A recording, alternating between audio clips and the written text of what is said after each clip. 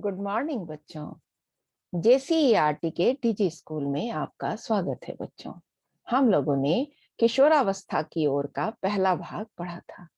उसमें हमने पहले भाग में जनन के सारे अंगों के बारे में जाना, किशोरावस्था क्या है उसके बारे में जाना, साथ ही साथ हम ऋतुस्राव क्या है, रजोदर्शन क्या है, रजोनिवृत्ति क्या है, इन सभी के बारे में विस्तार से पढ़ा था। साथ ही साथ हमने ये जाना था कि किस तरीके से मेंस्ट्रुअल साइकिल के समय में हमें अपने योनि मार्ग को कैसे साफ और स्वच्छ रखना है, और पैड्स का जो है निस्तारण जो है वो किस तरीके से हम इंसिनरेटर से करेंगे। चलिए आज किशोरावस्था की ओर के दूसरे भाग में हम लिंग निर्धारण को पहले जानेंगे। तो बच्चों, लिंग निर्धारण क्या है इसे समझने के लिए हम ये जानेंगे पहले कि गुणसूत्र क्या है ना। तो गुणसूत्रों के बारे में आप जानते हैं कि गुणसूत्र जो होते हैं बच्चों, वो हमारे इकाई हैं जो हमारे शरीर के अनुवांशिक जो क्रियाएं हैं हमारे अंदर, वो पीढ़ी दर पीढ़ी, एक पीढ़ी से दूसरी पीढ़ी तक, ये जीन्स की सहायता से वो हमारे माता पिता से हम तक आते हैं, यानी संतानों में आते हैं, और संतानों से फिर उनकी संतानों तक ये हस्तांतरित होता रहता है। तो ये गुणसूत्र जो है इनमें क्या है बच्चों, ये डीएनए है जिसकी सहायता से ये आनुवांशिक गुणों का वाहन करते रहते हैं। तो लिंग निर्धारण में हम ये जानेंगे कि जो पुरुष होते हैं यानी जो लड़के होते हैं उनमें किस तरह के क्रोमोसोम होते हैं और लड़कियों में किस तरह के गुणसूत्र पाए जाते हैं। तो सबसे पहले बच्चों, मनुष्य में 23 जोड़ी गुणसूत्र पाए जाते हैं। कितने जोड़ी होते हैं बच्चों? 23 जोड़ी। आमतौर पर जो 22 जोड़ी है बच्चों, वो आपके ऑटोजोम्स है, यानी शरीर के अन्य अंगों में जो गुणसूत्र हैं वो 22 जोड़ी हैं, और जनन अंगों में जो गुणसूत्र की संख्या है वो एक पेयर है ना। तो वो एक पेयर गुणसूत्र जो होता है उसमें माता और पिता दोनों से ये गुण हमें प्राप्त होते हैं। तो माता में हमेशा जो गुणसूत्र पाया जाता है वो दोनों जो पेयर है वो एक्स होता है, यानी एक्स एक्स, दो गुणसूत्र जो माता में पाई जाती है 23वीं जोड़ी में, वो एक्स एक्स होता है। और पिता में एक्स और वाई दोनों गुणसूत्र पाए जाते हैं, एक एक्स होता है और दूसरा वाई। तो इसमें एक्स और वाई अलग हो गया, और जबकि महिलाओं में सिर्फ एक्स एक्स ही होता है। तो मादा जोड़ी में एक्स एक्स और नर जोड़ी में एक्स वाई होता है। और ये 22 जोड़ी जो है वो ऑटोजोम्स है, और 23वां जोड़ी जो है ये गुणसूत्र, जिसमें अलग अलग गुणसूत्रों में संख्याएं होती हैं, यानी एक्स एक्स और एक्स वाई। और इन्हीं पर जीन्स का निर्धारण होता है। जितनी जो समस्त मनुष्य की जो समस्त कोशिकाओं में ये जो 23 जोड़ी गुणसूत्र पाए जाते हैं, इन्हीं गुणसूत्रों पर जो है आपका सारा निर्धारण जीन्स का होता है। अब अंडाणु जो होते हैं वो महिलाओं में पाए जाते हैं, और शुक्राणु जो होते हैं वो पुरुषों में मिलते हैं। तो अंडाणुओं में हमेशा एक्स एक्स होता है, और शुक्राणुओं में एक्स और वाई दोनों गुणसूत्र पाए जाते हैं। निषेचन के दौरान जब नर और मादा के गुणसूत्र आपस में मिलते हैं तो निषेचन क्रिया के दौरान अंडाणु और शुक्राणुओं की मुलाकात होती है, और माता पिता दोनों जो होते हैं वो 22-22 जो जोड़े जो बिना लिंग गुणसूत्र के हैं वो अपना योगदान देते हैं। और एक एक गुणसूत्र, माता से एक्स गुणसूत्र जाता है और पिता से एक्स और वाई में से कोई भी गुणसूत्र जा सकता है। और यही गुणसूत्र जो पिता से जाता है, आइदर एक्स और वाई, तो वो मिलकर यदि एक्स जा रहा है और या वाई जा रहा है, यही निर्धारण करेगा कि संतान का लिंग क्या होगा। अर्थात पुरुष के गुणसूत्र से ही लिंग का निर्धारण निश्चित होता है बच्चों। अब यहाँ पर आप चित्र में देख रहे हो कि ये जो है ये माता है और ये पिता है। तो फीमेल में हमेशा एक्स एक्स गुणसूत्र होता है और पुरुष में एक्स और वाई होता है। तो महिलाओं के एक्स एक्स गुणसूत्र जो जनन अंगों में पाए जाते हैं वो अंडाणुओं में होते हैं, यानी उभम में होता है, और ये एक्स और एक्स होते हैं। और शुक्राणुओं में दो तरह के गुणसूत्र होते हैं, एक्स और वाई। तो अगर ये एक्स जो है वो एक्स से अभिक्रिया कर लेगा, पुरुष के एक्स और महिला के एक्स जो है अंडाणु में यदि मिलेंगे तो लड़की का जन्म होगा। लेकिन यदि महिला का एक्स और पुरुष का वाई यदि आपस में मिल जाता है तो एक्स वाई जो है वो लड़के बच्चे यानी पुरुष बच्चे का जन्म देंगे। तो इस तरीके से इसमें भी आपको दो एक्स है तो एक में XX और एक में XY, यानी 50-50% चांसेस हैं, 50-50% ये उम्मीद की जाती है कि लड़का या लड़की हो सकता है। इस तरीके से हमने समझ लिया कि लिंग गुणसूत्र के लिए पूरी तरह पुरुष के गुणसूत्र ही जिम्मेवार होते हैं। अब हम बच्चों पढ़ेंगे अंतःस्रावी ग्रंथियों को, यानी एंडोक्राइन ग्लैंड्स के बारे में। तो अंतःस्रावी ग्रंथियां जो हैं यहाँ आपको चित्र में विभिन्न प्रकार की दिखाई दे रही हैं। तो पहले हम जानेंगे कि अंतःस्रावी ग्रंथियां होती क्या हैं। तो ये वो ग्रंथियां हैं जिन्हें हम अपना स्राव ले जाने के लिए, नलिका जैसी संरचना इसमें नहीं होती है, जबकि जो एंजाइम्स हमारे शरीर से निकलते हैं, उन सभी का जो निस्तारण होता है शरीर में, जो पहुंचता है, वो हमेशा डक्ट के द्वारा होता है, यानी नलिका के रास्ते से आते हैं। लेकिन जो हार्मोन्स हैं वो नलिका विहीन होते हैं, उनमें नली की जरूरत नहीं होती है, डायरेक्टली रक्त में ही इनके स्राव मिल जाते हैं और वो हार्मोन जो है वहां पर एक्टिवेट होते हैं और उसके कारण ही वो कोशिकाएं कार्य करने में सक्षम हो पाती हैं। तो मानव शरीर की मुख्य अंतःस्रावी ग्रंथियां जो है, एंडोक्राइन सिस्टम जो है, उनमें से जो हार्मोन्स निकलते हैं वो कौन कौन से हैं उनके बारे में हम पढ़ेंगे। तो सबसे पहला जो हार्मोन निकलता है उसे हाइपोथैलेमस कहते हैं। दूसरे हार्मोन का नाम है पिट्यूटरी ग्लैंड यानी पीयूष ग्रंथि। तीसरा है बच्चों थायराइड ग्रंथि। चौथा है पैराथायराइड ग्रंथि। पांचवा है थाइमस ग्रंथि। छठा जो अंतःस्रावी ग्रंथि है उसका नाम है अग्नाशय ग्रंथि यानी पैनक्रियाटिक ग्लैंड। और इसके बाद सातवां है एड्रिनल या अधिवृक्क ग्रंथि। और आठवां जो है मादा में अंडाशय या ओवरी इन फीमेल। और नौवां पुरुष में जो वृषण होता है यानी टेस्टिस होता है। तो टेस्टिस में किस तरह के हार्मोन होते हैं उनके बारे में हम जानेंगे। तो यहाँ इस चित्र में आप अच्छे से देख रहे हो, ये बच्चों यहाँ पर आपको हाइपोथैलेमस दिख रहा है, ये चित्र में आपको दिखाई दे रहा है। और ऊपर का हिस्सा ये थैलेमस का है जो मस्तिष्क के ठीक नीचे दिखाई दे रहा है। और यहीं पर छोटा सा दिख रहा है ये पीनियल ग्रंथि है। और यहीं पर जो ग्रंथि आपका पाया जाता है उसी को हम पिट्यूटरी ग्लैंड या मास्टर ग्रंथि जानते हैं बच्चों। गर्दन के पास जब हम पहुंचेंगे मस्तिष्क से नीचे, तो यहाँ पर एक तितली नुमा संरचना जो दिखाई दे रही है इसे ही हम थायराइड ग्रंथि कहते हैं। और इसके नीचे जो है पाराथायराइड ग्रंथि पाई जाती है। और बिल्कुल नीचे पाइप के पास में मोटी सी, उसको थाइमस ग्रंथि कहते हैं। और आगे जब नीचे की ओर चलेंगे तो आपको पैनक्रियास जहां हमारा है ना, अग्नाशय जिसको कहते हैं, वहां से ही पैनक्रियाटिक ग्लैंड निकलता है। और किडनी जो है हमारा वृक्काणु जो है उसके ऊपर अधिवृक्क या एड्रिनल ग्लैंड पाया जाता है। और जनन अंगों में पुरुषों में आपको टेस्टिस से शुक्राणु टेस्टोस्टेरोन निकलता है। और महिलाओं में जो होता है अंडाशय से आपको अंडाणुओं में आपको एस्ट्रोजेन और प्रोजेस्टेरॉन दो हार्मोन पाए जाते हैं। तो चलिए एक एक कर हम इन हार्मोन्स के बारे में पढ़ते हैं।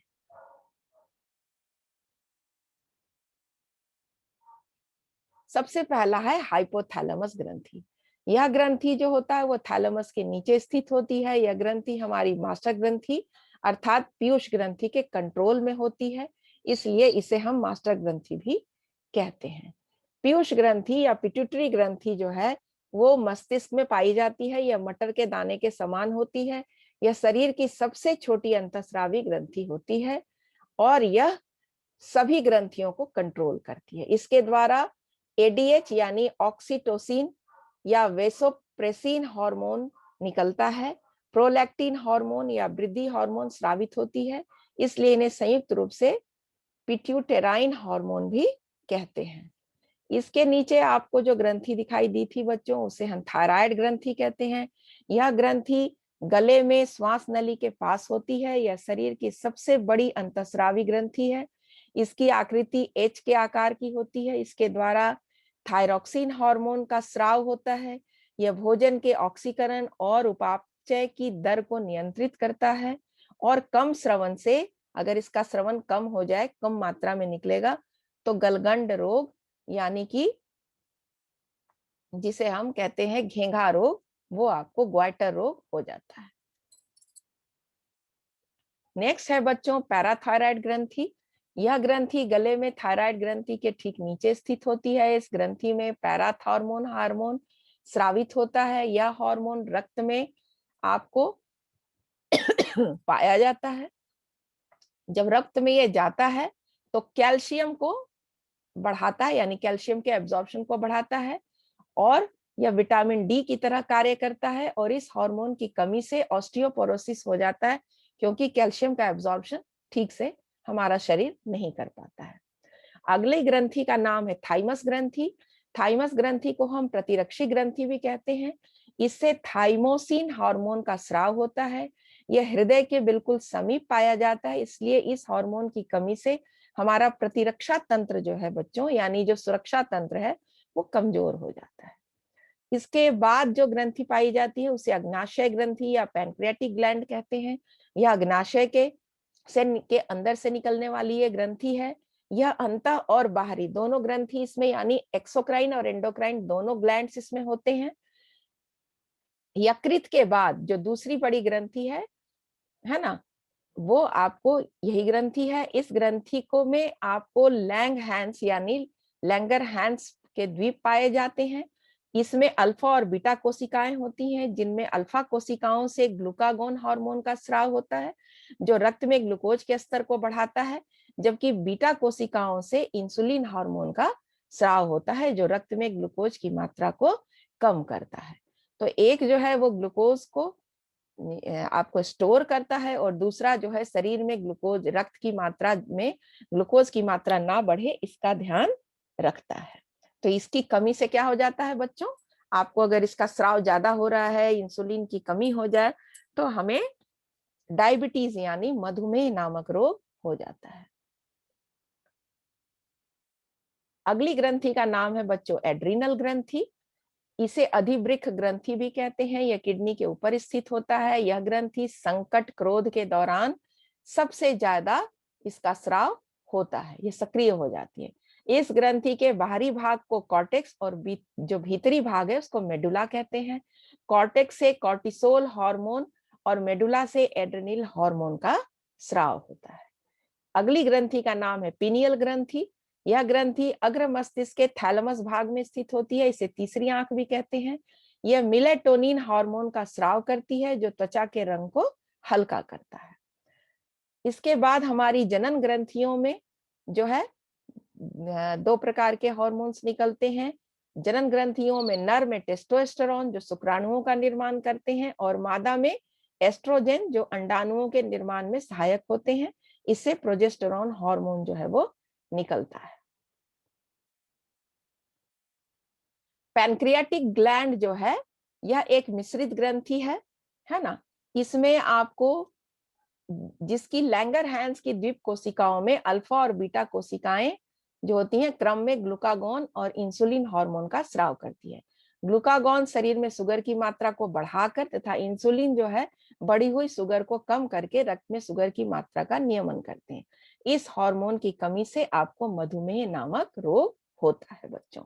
तो अगला जो हम अब पढ़ने जा रहे हैं उसे हम कहने जा रहे हैं, उसके बारे में हम जान रहे हैं बच्चों, उसे हम कहते हैं कायांतरण। तो कायांतरण के बारे में हमको जानना है, समझना है कि कायांतरण क्या है। तो कायांतरण बच्चों, अंग्रेजी में इसे हम मेटामॉर्फोसिस कहते हैं। यह एक जीव वैज्ञानिक प्रक्रिया है जिसमें किसी जानवर के पैदा होने के या अंडे से निकलने के बाद कोशिकाओं यानी सेल की बढ़ोतरी में उसके शारीरिक ढांचे में कम समय में बड़े परिवर्तन आ जाते हैं। मतलब वो बिल्कुल कंप्लीटली जो रूप में पहले होता है उसे बिल्कुल बदलकर नया रूप धारण कर लेता है। उदाहरण के लिए जो रेंगने वाली इल्ली यानी कैटरपिलर है, वो बिल्कुल उड़ने वाली तितली बन जाती है। तो बिल्कुल कायांतरण हो गया उसका। कोई रेंगने वाली कैटरपिलर को नहीं कह सकता कि इससे तितली का निर्माण होगा। कीट एवं मेढक के जीवन चक्र को पूर्ण करने में जो हार्मोन का योगदान होता है उसे हम कीट हार्मोन, या मेढक में थायरॉक्सिन हार्मोन द्वारा दूसरा जीवन चक्र जो है वो नियंत्रित होता है। किशोरावस्था में जननात्मक स्वास्थ्य जो है फिट रहने के लिए संतुलित आहार लेना बहुत जरूरी है। संतुलित आहार यानी आपके खान पान में सुपाच्य सब्जी, दालें, दूध, दही उचित मात्रा में शामिल हो। खुद को प्रकृति के साथ जोड़ें, सूर्योदय के समय उठें और जन स्वास्थ्य पोषण का लक्ष्य जो है वो है अल्प पोषण, अति पोषण दोनों की रोकथाम करना। यदि हम कम ना खाएं और बहुत ज्यादा भी भोजन ना करें, तभी हम बिल्कुल अपने शरीर को स्वस्थ रख पाएंगे। तो किशोरावस्था की जो पोषक आवश्यकता है वो क्या है, उसको हम अब जानेंगे। तो किशोरावस्था में चूंकि बच्चों वृद्धि बहुत तेज अवस्था से होती है, यानी उस समय हमारा वृद्धि का दर बहुत तीव्र होता है, विकास बहुत तीव्र होती है, इसलिए इस अवस्था में सबसे ज्यादा पौष्टिक और संतुलित आहार की जरूरत होती है। तो हम ये जानेंगे कि संतुलित आहार किसे कहते हैं। तो हमारे शरीर की वृद्धि तथा रख रखाव के लिए हमारे भोजन में सभी तरह के पोषक तत्व जब उचित मात्रा में उपलब्ध हो, जैसे कि पर्याप्त मात्रा में वृक्षांश और जल भी हो, कार्बोहाइड्रेट, प्रोटीन और वसा के अलावा, तो सभी प्रकार के पोषक तत्वों से भरपूर आहार को ही हम संतुलित आहार कहते हैं। शक्ति देने वाला जो आहार है, जो हमें ऊर्जा देता है, वो है कार्बोहाइड्रेट। तो शरीर की कोशिकाओं में कार्बोहाइड्रेट जो है उससे हमें ऊर्जा मिलती है। हमें अपनी हर डाइट में इन्हें शामिल करना बहुत जरूरी है। जैसे कार्बोहाइड्रेट्स हम खाते हैं तो ये धीरे धीरे शुगर के रूप में टूटता है, और इसमें जितने भी साबुत अनाज हैं जैसे कि ब्राउन राइस, दालें, फलियां, जो भी हम खाते हैं, जो सेव वगैरह खाते हैं, इन सभी में एंटीऑक्सीडेंट भरपूर मात्रा में होती है। इसलिए ये कैंसर जैसे रोगों से लड़कर हमारी रक्षा करती है, तो शक्ति के साथ हमारी कोशिकाओं को बचाने का कार्य भी करते हैं। शरीर की वृद्धि और विकास के लिए जो आहार हम ग्रहण करते हैं बच्चों, वो मुख्य रूप से प्रोटीन होता है, क्योंकि प्रोटीन जो है हमारे शरीर में होने वाली टूट फूट और मरम्मत और शरीर के विकास का काम करता है। मांसपेशियों से लेकर हमारी नर्व सेल में भी जो है वो प्रोटीन पर ही निर्भर होती है। प्रोटीन नहीं मिलेगा तो गठिया, हार्ट डिजीज, गंजापन जैसी तमाम बीमारियां हो सकती हैं। ये सभी हमें भोजन किस भोजन से मिलता है बच्चों, तो जो हम जितने तरह की दाल खाते हैं, सूखे मेवे लेते हैं, अंडे लेते हैं, दूध दही खाते हैं, इन सभी में प्रचुर मात्रा में प्रोटीन पाया जाता है। सोयाबीन में तो सबसे ज्यादा मात्रा में आपको प्रोटीन मिलता है। बीमारियों से सुरक्षा देने वाले आहार जो है वो मुख्य रूप से विटामिन और मिनरल हैं। तो ताजे फल और सब्जियां जो है हमें जरूर अपने भोजन में शामिल करने चाहिए। विटामिन और मिनरल जो है इनमें भरपूर मात्रा में होते हैं। ये हमारे बीपी को कंट्रोल करते हैं। विटामिन की कमी से होने वाले बहुत सारे रोग हैं, और इससे अगर इसकी कमी हो जाती है तो हमारी शरीर में प्रतिरोधक क्षमता भी कम हो जाती है। इसलिए यदि हम प्रतिरोधक क्षमता को बढ़ाना चाहते हैं बच्चों, तो हमें नियमित रूप से फल और विटामिन जो है माने हरी सब्जियां और फल जरूर लेना चाहिए। यहाँ पर आप देख रहे हो स्रोतों के रूप में ये कार्बोहाइड्रेट के स्रोत हैं, है ना। तो इन सभी चीजों में जितने तरह के दाल, फल, सब्जियां हैं, मिनरल एंड विटामिन में आपको हर तरह का फल और सब्जी है, और प्रोटीन में आपको अंडा, दूध, मांस, दाल, ये सभी आपको प्रोटीन से रिलेटेड आपके चीजें हैं। इसके अलावा आपको वसा में घी, तेल, मक्खन वगैरह भी हमें थोड़ी मात्रा में जरूर लेना चाहिए, ताकि हमारी हड्डियों जो है उनमें चिकनाहट बनी रहे। अब हम जानेंगे बच्चों एनीमिया के बारे में।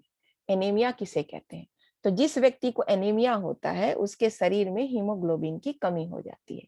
हीमोग्लोबिन एक प्रकार का पिगमेंट है जो हमारे रक्त में पाया जाता है। तो अगर इसकी कमी हो जाती है खून में, तो यह शरीर के अंगों में पर्याप्त मात्रा में ऑक्सीजन नहीं मिल पाता, और एनीमिया का मतलब है शरीर में लाल रक्त कोशिकाओं यानी रेड ब्लड सेल्स की कमी। अगर ये रेड ब्लड सेल्स कम हो जाते हैं तो बच्चों, तो हमारे शरीर में ऑक्सीजन की मात्रा कम हो जाती है, क्योंकि आप पढ़े हैं रक्त परिसंचरण तंत्र में, है ना, कि आपका श्वसन तंत्र में भी आपने पढ़ा है कि ऑक्सीजन जब हम श्वास में लेते हैं तो ये ऑक्सीजन जो है नासा कोशिकाओं के पास जो हीमोग्लोबिन है वो उसको ट्रैप करके ले जाता है, और कूपिकाओं तक जो है हमारे श्वसन तंत्र के एल्वियोलाई तक पहुंचाते हैं, और वहां पर ये इसको ग्रहण कर लेते हैं, है ना। और ये कोशिकाएं जब ऑक्सीजन ले लेती हैं और फिर वहां से कार्बन डाइऑक्साइड को लाकर छोड़ती हैं, तो ये गैसों का विनिमय का काम जो है बच्चों, वो आपको कौन करता है? ये आपका हीमोग्लोबिन ही करता है। इसलिए अगर हमारे रक्त में हीमोग्लोबिन की कमी हो जाती है तो हम एनेमिक हो जाते हैं। अब हम जानेंगे कि एनीमिया के लक्षण क्या-क्या हैं। तो एनीमिया में त्वचा सफेद, आंखें पीली पड़ जाती हैं, हर समय थकान महसूस होता है, दिल की धड़कन बढ़ जाती है, सांस लेने में तकलीफ होती है, चेहरे और पैरों पर सूजन हो जाती है, जीभ, नाखूनों और पलकों के अंदर सफेदी और बहुत अधिक थकावट महसूस होने जैसी समस्याएं उत्पन्न होने लगती हैं। इसका उपचार और रोकथाम क्या है बच्चों? तो हमेशा आप लौह युक्त चीजों को जरूर खाएं, यानी कि जिसमें आयरन की मात्रा ज्यादा हो, ऐसे फल और सब्जी और अनाज को आपको खाना है। तो जैसे गाजर हो गया, सेब हो गया, पालक हो गया, इन सभी में बहुत ज्यादा लौह तत्व हैं, तो इसे आप जरूर खाएं। विटामिन ए एवं सी युक्त खाद्य पदार्थ जरूर लें। खाना को लोहे की कढ़ाई में पकाएं ताकि आपको आयरन मिलता रहे। संक्रमण से बचने के लिए हमेशा स्वच्छ पेय जल का इस्तेमाल करें और त्वचा की साफ सफाई करते रहें। पुरुषों में बच्चों ये 14 से 17 ग्राम प्रति डेसीलीटर जो है ये रक्त में हीमोग्लोबिन पाया जाता है, जबकि स्त्रियों के रक्त में ये 12 से 15 ग्राम प्रति डेसीलीटर हीमोग्लोबिन जो होता है वो पाया जाता है, और इससे कम मात्रा में होने पर एनीमिया नामक रोग हो जाता है। अब हम जानेंगे कि एचआईवी रोग क्या है। तो हमें शरीर को स्वस्थ रखने के लिए व्यायाम और योग पर भी ध्यान देना चाहिए ताकि हम स्वस्थ रहें। तो यदि हम योग करते हैं तो हम शारीरिक रूप से तो स्वस्थ रहते हैं, साथ ही साथ मानसिक रूप से भी स्वस्थ रहते हैं। साथ ही साथ हमारे शरीर में चुस्ती और फुर्ती भी आती है। योग करने से बीमारियां भी दूर होती है और शुगर और बीपी भी कंट्रोल में रहता है। अंतरराष्ट्रीय योग दिवस जो है वो बच्चों 21 जून को मनाया जाता है। तो इसीलिए आप सभी योग करें और निरोग रहें। नशीली दवाओं यानी ड्रग्स यदि हम लेते हैं तो कई बीमारियां हमें हो जाती हैं, इसलिए इनका निषेध करना चाहिए, यानी इन्हें हमें नहीं लेना चाहिए। दरअसल ड्रग लेने वाली व्यक्ति की जो बॉडी होती है वो भयंकर नशे की इतने आदी हो जाते हैं कि जब तक वह शरीर में ना ले लें, नशा ना कर लें, तब तक उन्हें बेचैनी होने लगती है, चिड़चिड़ाहट होने लगती है, घबराहट होती रहती है और उन्हें गुस्सा भी आने लगता है। कुछ लोग समझते हैं कि ड्रग जो है वो मानसिक समस्याओं जैसे स्ट्रेस और एंजाइटी को सही करने में काम करता है, लेकिन ये बिल्कुल गलत है। ड्रग से क्या क्या हानियां होती हैं? तो नशीली दवाओं के सेवन से तंत्रिका तंत्र जो हमारा है, सीएनएस जो है वो प्रभावित होता है, जिससे मनोवृत्ति, जागरूकता के स्तरों या अवबोधन एवं संवेदनाओं में परिवर्तन उत्पन्न होते हैं। एचआईवी यानी एड्स क्या है? तो यह बीमारी का पूरा नाम है बच्चों ह्यूमन इम्यूनोडिफिशियंसी वायरस। इसे हम एचआईवी वायरस भी कहते हैं। ये वायरस के द्वारा उत्पन्न होने वाला रोग है और इस रोग के होने से व्यक्ति की रोग प्रतिरोधक क्षमता जो है वो कम हो जाती है। तो यहाँ पर आप चित्र में देख रहे हो, ये एनीमिया का चित्र दिख रहा है, जिसमें आपको नाखूने सफेद हो जाए, रक्त की कमी हो जाए, सफेदपन दिखने लगे, पीलापन दिखने लगे। तो रक्त में यदि रेड ब्लड सेल्स की मात्रा घट जाती है तो एनीमिया होता है। ये नॉर्मल है, ये एनेमिक है। तो यदि हम योगा करते हैं तो हम स्वस्थ रहेंगे, निरोग रहेंगे, और निरोग रहकर हम अच्छे से ठीक हो सकते हैं। तो हमें हमेशा जो है रक्त की जांच कराते रहनी चाहिए, अपना बीपी वगैरह देखते रहना चाहिए। साथ ही साथ एड्स से बचने के लिए हमें जो है वो ध्यान देना चाहिए कि जिस सुई से हम इंजेक्शन ले रहे हैं वो सुई से कोई दूसरे व्यक्ति को इंजेक्शन ना पड़े, यानी हमेशा डिस्पोजेबल इंजेक्शन ही हमें यूज करना चाहिए, तभी हम स्वस्थ रह सकते हैं। साथ ही साथ मल्टीविटामिन के टैबलेट्स यदि हम खाते हैं तो भी हमारे शरीर में रोग प्रतिरोधक क्षमता बढ़ती है बच्चों। एड्स जो है वो हम लोगों ने जाना कि ये जो है ये वायरल डिजीज है, लेकिन हम कैसे बचेंगे इससे? तो इसमें बच्चों हमें अपने रिश्ते के प्रति ईमानदार होना चाहिए, तभी हम एड्स से बच सकते हैं। यदि हम किसी भी व्यक्ति को अगर एचआईवी हुआ है, एड्स से पीड़ित पीड़ित है वो व्यक्ति, तो वो असुरक्षित तरीके से यदि यौनिक गतिविधि करता है तो उससे दूसरे व्यक्ति को भी एड्स हो सकता है।